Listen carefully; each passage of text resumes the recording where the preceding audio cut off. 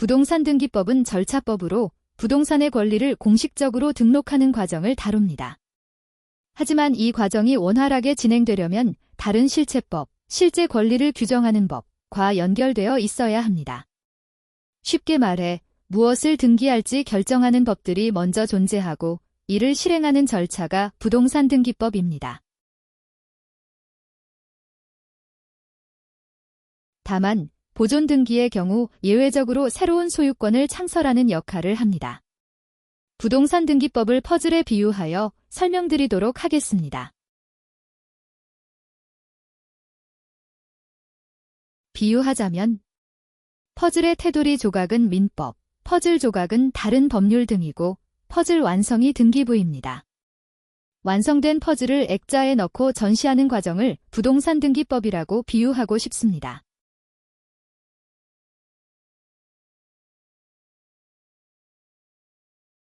부동산 권리를 하나의 퍼즐로 비유하면 민법은 퍼즐의 테두리 조각과 같습니다.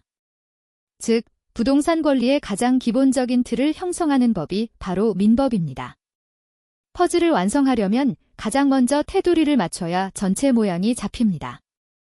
마찬가지로 부동산 권리를 이해하려면 먼저 민법이 규정하는 기본 개념 등을 이해하는 게 중요합니다.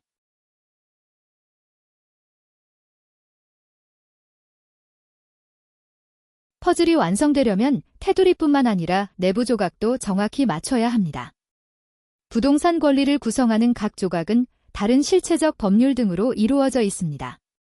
즉, 각 법률이 퍼즐 조각처럼 맞물려야 하나의 부동산 권리가 완성됩니다. 지금부터 대한민국 퍼즐 조각, 법률이 어떻게 맞물려서 하나의 부동산 권리를 형성하는지 설명드리도록 하겠습니다.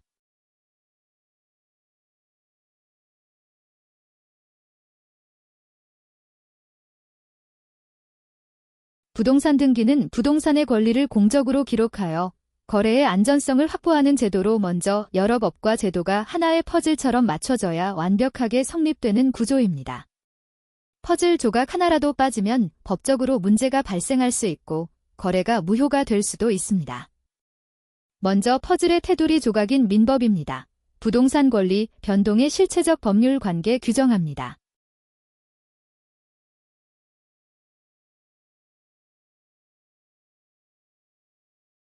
각 퍼즐 조각 중 토지 및 부동산 이용 규제 관련 법률에 대해 구분해 놓았습니다.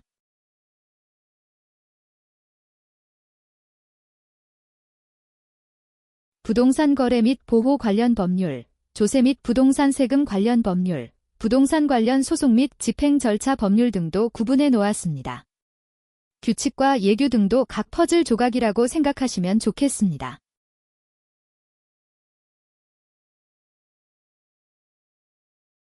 부동산 관련 기타 법률입니다. 각 퍼즐들이 어떻게 구성되어 있는지 알아보시면 권리를 체계적으로 이해하실 수 있습니다.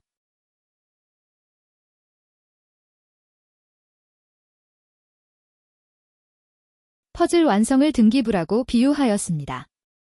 부동산 등기 절차는 퍼즐이 완성되기 전의 과정과 같으며 다음 4단계로 구분할 수 있습니다. 1. 등기의 대상 설정. 2. 등기의 원인 형성. 3. 등기 절차 진행. 4. 등기 완료. 등기 완료는 퍼즐이 완성되어 그림이 명확하게 보이는 순간과 같습니다.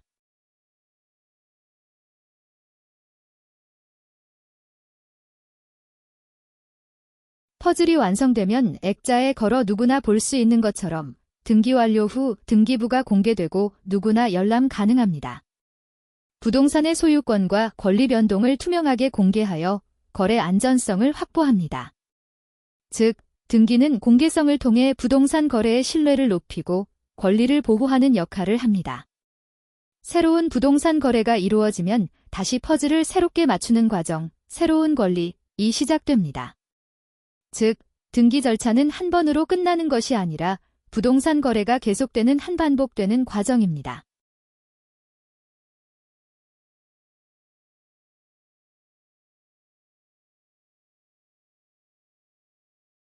부등법 9번 문제입니다.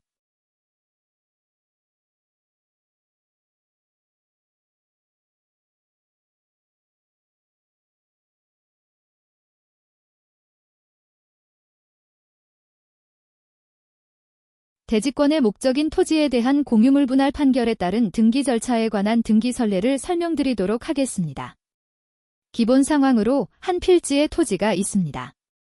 이 토지는 아파트나 상가 같은 구분 건물의 대지로 사용되고 있고, 이 건물의 소유자들은 대지권을 가지고 있습니다. 그런데 이 토지의 일부 지분을 가진 사람은 건물 소유자가 아닌 상황입니다. 그래서 구분 건물 소유자들과 토지 공유자 사이에 공유물 분할 소송이 벌어졌고, 법원에서 원고와 피고 사이에 형성 판결이 확정되었습니다.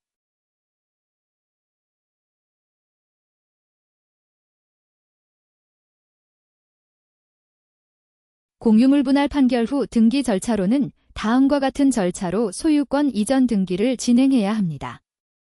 먼저 대지권 말소 등기를 위해 분리처분 규약을 첨부해야 가능합니다. 그 다음으로 토지를 나눠서 각각 별도의 필지로 등기합니다. 이 과정을 분필 등기라고 합니다. 마지막으로 공유물 분할 판결문을 첨부하여 새로 나뉜 토지에 대해 소유권 이전 등기를 합니다. 이처럼 보통 대지권 말소 등기를 하려면 분리처분이 가능하도록 규약이 마련된 경우에만 대지권 말소 등기를 신청할 수 있으나 이 경우는 예외입니다.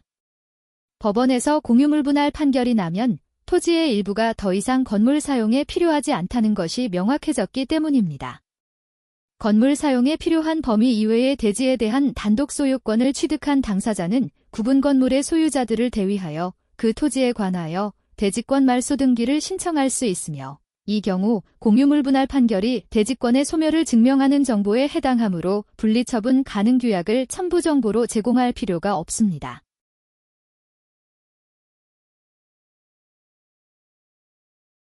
각 지문별 요약 정리한 내용입니다.